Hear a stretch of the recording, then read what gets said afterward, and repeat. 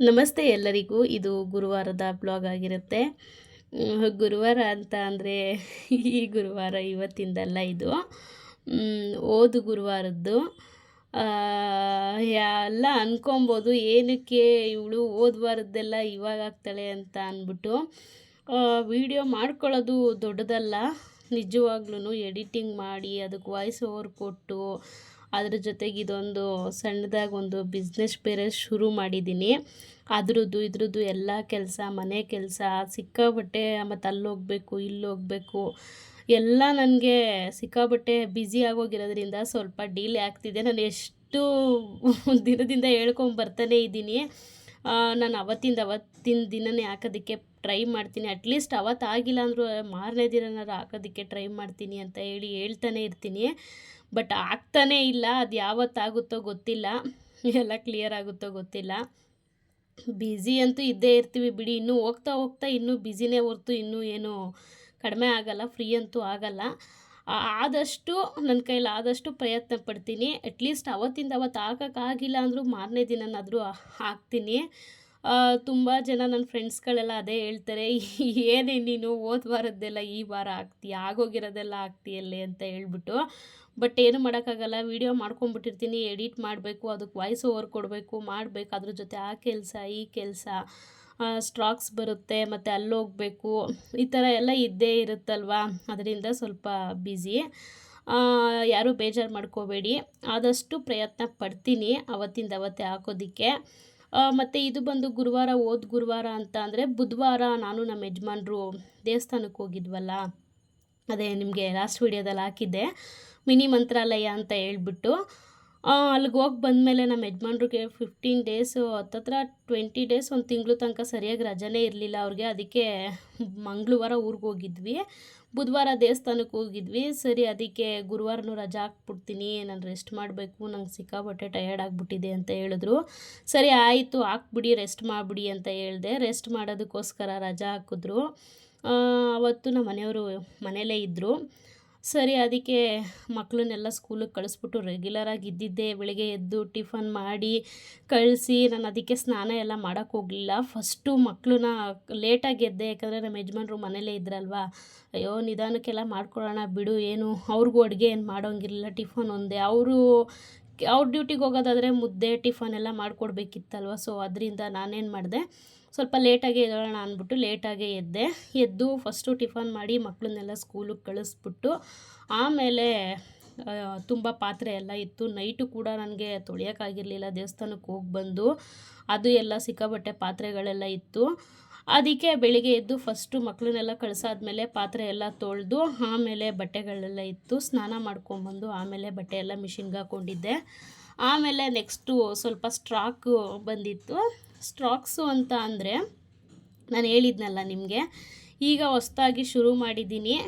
ಒಂದು ವಸ್ತು ಅಂತ ಅಂದರೆ ಇವಾಗ ಮಾಡಿರೋ ರೀತಿ ನೀತಿ ಚೇಂಜ್ ಇರ್ಬೋದು, ಬಟ್ ನಾನು ಯಾವಾಗಲೂ ಸುಮಾರು ವರ್ಷಗಳಿಂದ ನಾನು ಬಿಸ್ನೆಸ್ ಇದು ಮಾಡ್ತಾನೇ ಇದ್ದೀನಿ. ಈ ಬಿಸ್ನೆಸ್ಸು ಪ್ಲ್ಯಾಟ್ಫಾರ್ಮ್ ಏನು ನನಗೆ ಹೊಸ್ತಲ್ಲ ಅಂತ ಹೇಳ್ಬಿಟ್ಟು, ಸೊ ಅದಕ್ಕೆ ಫಸ್ಟು ಸ್ಟಾರ್ಟಿಂಗಲ್ಲಿ ಸ್ಯಾರಿನೇ ಮಾಡೋಣ ಅಂತೇಳ್ಬಿಟ್ಟು ಸ್ಯಾರಿನೇ ಶುರು ಮಾಡಿದ್ದೆ. ನಿಜವಾಗ್ಲೂ ಒಳ್ಳೆ ರೆಸ್ಪಾನ್ಸ್ ಬಂತು ನನಗೆ. ಸೊ ಅದಕ್ಕೆ ಇದನ್ನು ಅದ್ರ ಜೊತೆಗೆ ಸ್ಟಾರ್ಟ್ ಮಾಡೋಣ ಅಂತ ಹೇಳ್ಬಿಟ್ಟು ಟಾಪ್ಸು, 2 ಪೀಸ್ ಸೆಟ್ಟು, 3 ಪೀಸ್ ಸೆಟ್ಟೆಲ್ಲ ತರಿಸಿದ್ದೀನಿ. ಕ್ವಾಲಿಟಿನೂ ಚೆನ್ನಾಗಿದೆ. ನಾನು ಯಾವುದು ಅನ್ಬ್ರ್ಯಾಂಡಲ್ಲಿ ಮಾಡಿಲ್ಲ, ಎಲ್ಲ ಅವಾಸ ಬ್ರ್ಯಾಂಡಲ್ಲೇ, ಎಲ್ಲ ಬ್ರ್ಯಾಂಡೆಡ್ ಕಲೆಕ್ಷನ್ಸೇ.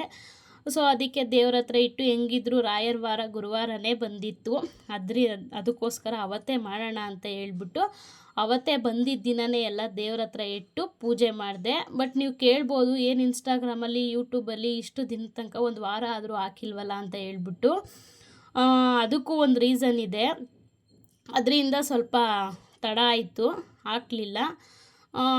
ಸರಿ, ಅವತ್ತು ಗುರುವಾರನೇ ದೇವ್ರ ಹತ್ರ ಇಟ್ಟು ಪೂಜೆ ಮಾಡಿ, ಮತ್ತು ರೆಗ್ಯುಲರಾಗಿ ಇದ್ದೇ ಇರುತ್ತಲ್ವ, ಅದ್ರದ್ದು ಪ್ರೈಸ್ಗಳು ಮತ್ತು ಅದ್ರದ್ದು ಎಲ್ಲ ಸಪ್ರೇಟ್ ಮಾಡ್ಕೋಬೇಕು. ನಮ್ಮ ಯಜಮಾನ್ರೆಲ್ಲ ತಂದು ಕೊಡ್ತಿದ್ರು. ಪೂಜೆ ಎಲ್ಲ ಆದಮೇಲೆ ಕೂತ್ಕೊಂಡೆ, ಎಲ್ಲ ಬಿಲ್ ಹಾಕ್ಬಿಡೋಣ ಎಲ್ಲದಕ್ಕೂ ಅಂತ, ಪ್ರೈಸ್ ಹಾಕ್ಬಿಡೋಣ ಎಲ್ಲದಕ್ಕೂ ಅಂತ ಹೇಳ್ಬಿಟ್ಟು ಕೂತಿದ್ದೆ. ಆಮೇಲೆ ಸರಿ ಅಂತ ಹೇಳ್ಬಿಟ್ಟು ಎಲ್ಲ ಸಪ್ರೇಟಾಗಿ 2 ಪೀಸ್ ಸೆಟ್ಟು, 3 ಪೀಸ್ ಸೆಟ್ಟು, ಟಾಪ್ಸ್ಗಳು, ಇದೆಲ್ಲ ಸಪ್ರೇಟಾಗಿ, ಯಾವುದು ನಾನು ಅನ್ಬ್ರ್ಯಾಂಡ್ ಯಾವುದೂ ತಂದಿಲ್ಲ, ಎಲ್ಲ ಬ್ರ್ಯಾಂಡೆಡೇ ತಂದಿರೋದು, ಕ್ವಾಲಿಟಿ ಇರೋದೇ ನೋಡಿ ತೊಗೊಂಬಂದಿರೋದು. ಸೊ ಅದಕ್ಕೆ ಎಲ್ಲನೂ ಸಪ್ರೇಟ್ ಮಾಡಿಕೊಂಡು ಆಮೇಲೆ ಪ್ರೈಸ್ ಹಾಕೋಣ ಅಂತ ಹೇಳ್ಬಿಟ್ಟು ಎಲ್ಲ ಒಂದು ಲೆಕ್ಕಾಚಾರ ಮಾಡಿ ಹಾಕ್ತಿದ್ದೆ. ನಾನು ನಮ್ಮ ಯಜಮಾನ್ರು ಕೂತು ಮಾತಾಡಿ ಅದು ಎಷ್ಟು ನಮ್ಮ ಕೈಲಿ ಸಾಧ್ಯ ಆಗುತ್ತೋ ಒಳ್ಳೆ ಪ್ರೈಸಲ್ಲಿ ಕೊಡೋದಕ್ಕೆ ಅಷ್ಟು ಒಳ್ಳೆ ಪ್ರೈಸಲ್ಲೇ ಕೊಡ್ತಿದ್ದೀನಿ. ಏನಕ್ಕೆ ಅಂದರೆ ಫಸ್ಟ್ ಟೈಮ್ ಸ್ಟಾರ್ಟ್ ಮಾಡಿರೋದು ಆನ್ಲೈನಲ್ಲಿ. ಅದಕ್ಕೆ ಎಷ್ಟು ಕಡಿಮೆ ಬೆಲೆಗೆ ಆಗುತ್ತೋ ನಮಗಿಂತ ಕಡಿಮೆ ಬೆಲೆಗೆ ಕೊಡೋರು ಇರ್ತಾರೆ, ನನಗಿಂತ ಹೆಚ್ಚಿನ ಬೆಲೆಗೂ ಕೊಡೋರು ಇರ್ತಾರೆ. ಬಟ್ ಬೇರೆಯವ್ರದ್ದು ನನಗೆ ಬೇಡ. ಅದಕ್ಕೆ ನನಗೆ ಎಷ್ಟು ಕಡಿಮೆ ಪ್ರೈಸ್ಗೆ ಕೊಡೋದಕ್ಕೆ ಸಾಧ್ಯನೋ ಅಷ್ಟು ಕಡಿಮೆ ಪ್ರೈಸ್ಗೆ ಹಾಕಿದ್ದೀನಿ. ಆಮೇಲೆ ನಾನು ನಮ್ಮ ಯಜಮಾನ್ರು ಇಬ್ಬರು ಕೂತು ನಿಜವಾಗ್ಲೂ ನಾನು ತುಂಬ ಖುಷಿ ಪಡೋ ವಿಷಯ ಏನಂದರೆ ಏನೇ ಆಗಲಿ ಎಲ್ಲದಕ್ಕೂ ಜೊತೇಲಿ ನಿಂತು ಸಪೋರ್ಟ್ ಮಾಡ್ತಾರೆ. ಅದು ನಾನು ನಿಜವಾಗ್ಲೂ ನಾನು ಪಡ್ಕೊಂಬಂದಿರೋ ಪುಣ್ಯ. ಎಲ್ಲದಕ್ಕೂ ಅಷ್ಟೇ ತುಂಬ ಸಪೋರ್ಟ್ ಮಾಡ್ತಾರೆ. ಏನೇ ಒಂದು ನಾವು ಒಳ್ಳೇದು ಕೆಟ್ಟ ನಿರ್ಧಾರ ಅಂತೂ ನಾವು ಯಾವತ್ತೂ ತಗೊಂಡಿಲ್ಲ.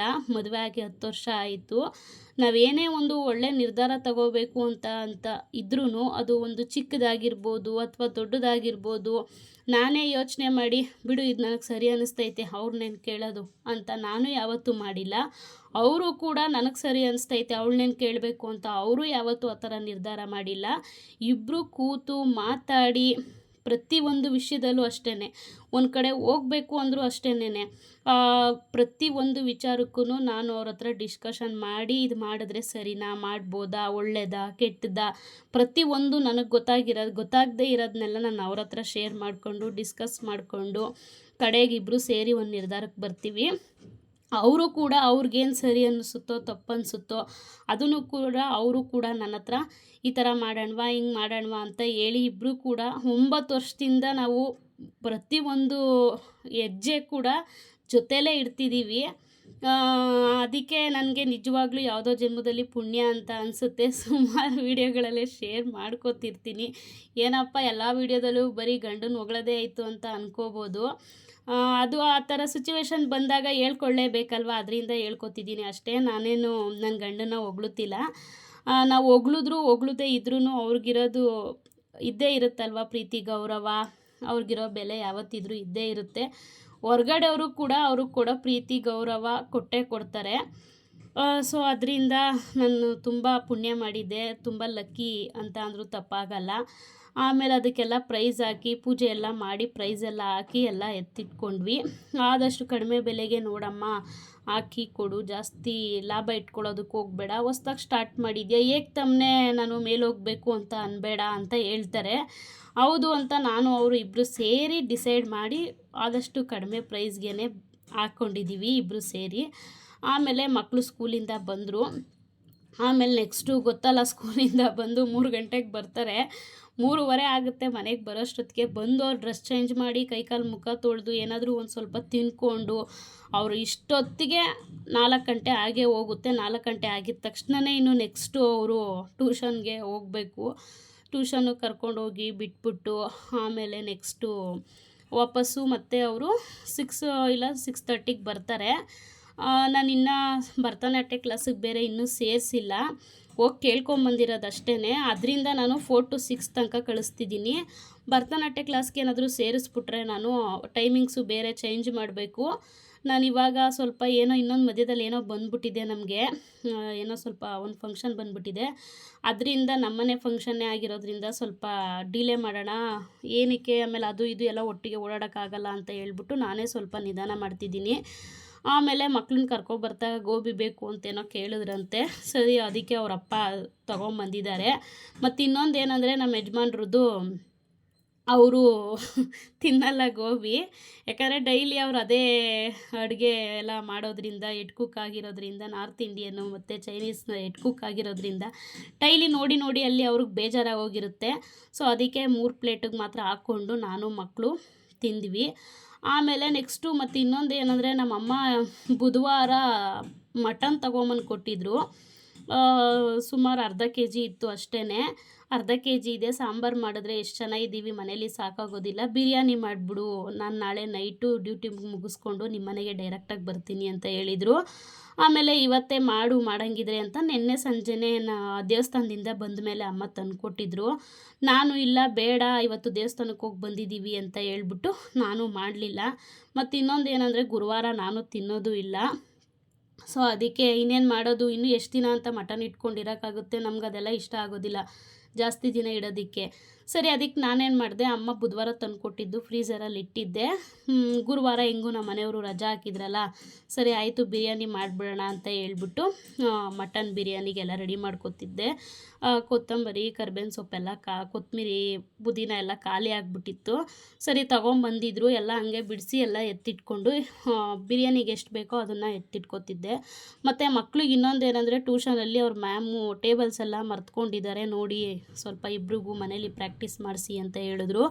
ಸೊ ಅದಕ್ಕೆ ಇಬ್ರಿಗೂ ಕೊಟ್ಟು ಕೂರಿಸಿದ್ದೆ, ಬರೀರಿ ಇಬ್ಬರೂ, ಯಾಕೆಲ್ಲ ಮರ್ತಿದ್ದೀರಾ 2 ತಿಂಗಳಿಂದ ಬರೀರಿ ಅಂದ್ಬಿಟ್ಟು ಇಬ್ಬರು ಯಾವ್ಯಾವ ಆ್ಯಂಗಲಲ್ಲಿ ಬರೀತಿದ್ದಾರೆ ಅಂದರೆ, ಮಕ್ಕಳು ಒಬ್ಬೊಬ್ಬರು ಒಂದೊಂದು ದಿಕ್ಕಲ್ಲಿ ಕೂತ್ಕೊಂಡು ಬರೀತಿದ್ದಾರೆ. ಇನ್ನೊಂದು ಏನಂದರೆ, ಸ್ಟಡಿ ಟೇಬಲ್ ಇತ್ತು, ಬಟ್ ಅದು ಒಂದು ಒಡೆದೋಗೈತೆ, ಒಂದೇ ಇರೋದು. ಅದು ಒಬ್ರಿಗೆ ಕೊಟ್ಟರೆ ಒಬ್ರಿಗೆ ಬೇಜಾರಾಗುತ್ತೆ ಅಂತ ಹೇಳ್ಬಿಟ್ಟು ನಾನು ಯಾರಿಗೂ ಕೊಟ್ಟಿಲ್ಲ, ಎತ್ತಿಟ್ಬಿಟ್ಟಿದ್ದೀನಿ. ಆಮೇಲೆ ಇಬ್ಬರು ಸ್ವಲ್ಪ ಪರವಾಗಿಲ್ಲ 6 ತನಕ ಹೇಳಿದ್ರು ಟೇಬಲ್ಸು. ಆಮೇಲೆ ನಿಮ್ಗೆ ಇವತ್ತು 12 ಗಂಟೆ ಆದರೂ ಬಿಡಲ್ಲ ಅಂತ ವಾರ್ನ್ ಮಾಡಿದ್ದೆ. ಇಬ್ಬರು 5 ಟೈಮ್ಸ್ ಎಲ್ಲ ಬರೆದು ಅದನ್ನೆಲ್ಲ ಒಪ್ಸಿದ್ರು.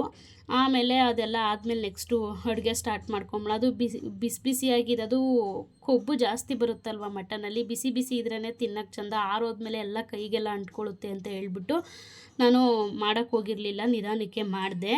ಇನ್ನೇನು ನೈಟ್ 8 ಗಂಟೆ ಅನಿಸುತ್ತೆ, 7:30 8 ಗಂಟೆ ನಾನು ಮಾಡಿದಾಗ ಅಡುಗೆನ. ಆಮೇಲೆ ಮಾಡಿಬಿಟ್ಟು ಅಮ್ಮನೂ ಬಂದರು 7:30ಗೆ. ಆಮೇಲೆ ಅಮ್ಮನೂ ಊಟ ಮಾಡಿಕೊಂಡು ನನ್ನ ತಮ್ಮಂಗೆ ತೊಗೊಂಡೋದ್ರು. ನನ್ನ ತಮ್ಮ ಕೆಲ್ಸಕ್ಕೆ ಹೋಗ್ತಿದ್ದ, ಈಗ ಒಂದು ವಾರದಿಂದ ಕೆಲ್ಸಕ್ಕೆ ಹೋಗ್ತಿದ್ದಾನೆ. ಅವನು ಅದಕ್ಕೆ ಜಾಸ್ತಿ ಕಾಣಿಸ್ತಾ ಇಲ್ಲ, ಬರ್ತಾ ಇಲ್ಲ ಅವನು. ಅದಕ್ಕೆ ಅವನು ಅಲ್ಲಿರೋದ್ರಿಂದ ಅಮ್ಮ ಎಲ್ಲ ತೊಗೊಂಡೋಗ್ಬಿಡ್ತೀನಿ, ಅವ್ನು ಬರೋದೇ 11 ಗಂಟೆ ಆಗುತ್ತೆ ಅಂತ ಹೇಳಿದ್ರು. ಸರಿ ಆಯಿತು ಅಂದ್ಬಿಟ್ಟು ಅಮ್ಮಂಗೂ ಕೊಟ್ಟು ಕಳಿಸ್ದೆ ಅಲ್ಲಿಗೆ. ಆಮೇಲೆ ಬಿರಿಯಾನಿ ತುಂಬ ಚೆನ್ನಾಗಿತ್ತು. ಬಿರಿಯಾನಿ ರೆಸಿಪಿ ನಾನು ಹಾಕಿದ್ದೀನಿ, ಬಿರಿಯಾನಿ ನಾನು ರೆಸಿಪಿ ಪೂರ್ತಿ ವೀಡಿಯೋ ಮಾಡ್ಕೊಂಡಿದ್ದೀನಿ. ಅದ್ರದ್ದು ಎಡಿಟಿಂಗ್ ಮಾಡಿ ನಾನು ಅದು ಇಷ್ಟರಲ್ಲೇ ಅಪ್ಲೋಡ್ ಮಾಡ್ತೀನಿ. ಬಿರಿಯಾನಿ ಮಾತ್ರ ಸಿಕ್ಕಾಪಟ್ಟೆ ಚೆನ್ನಾಗಿತ್ತು, ತುಂಬ ಚೆನ್ನಾಗಿತ್ತು. ಆಮೇಲೆ ನೆಕ್ಸ್ಟು ಬಿರಿಯಾನಿ ಜೊತೆ ಕಾಂಬಿನೇಷನ್ ಆಗಿ ಮೊಸರು ಬಜ್ಜಿ ಮಾಡ್ಕೊಂಬಿಡೋಣ ಅಂತ ಹೇಳ್ಬಿಟ್ಟು ಮೊಸರು, ಅರ್ಧ ಲೀಟ್ರು ಮೊಸರು ತರಿಸಿದ್ದೆ. ಅದ್ರ ಜೊತೆಗೆ ಸೌತೆಕಾಯಿ, ಕೊತ್ತಂಬರಿ, ಹಸಿಮೆಣ್ಸಿನ್ಕಾಯಿ, ಈರುಳ್ಳಿ, ಟೊಮೊಟೊ ಎಲ್ಲ ಹಾಕ್ಕೊಂಡು ಉಪ್ಪು ಹಾಕ್ಕೊಂಡು ಮಿಕ್ಸ್ ಮಾಡಿಕೊಂಡೆ. ಇದಿಷ್ಟು ಪೂರ್ತಿ ಇವತ್ತಿನ ವಿಡಿಯೋ ಆಗಿತ್ತು. ಮತ್ತೆ ನಾಳೆ ವಿಡಿಯೋದಲ್ಲಿ ಭೇಟಿಯಾಗೋಣ. Thank you for watching.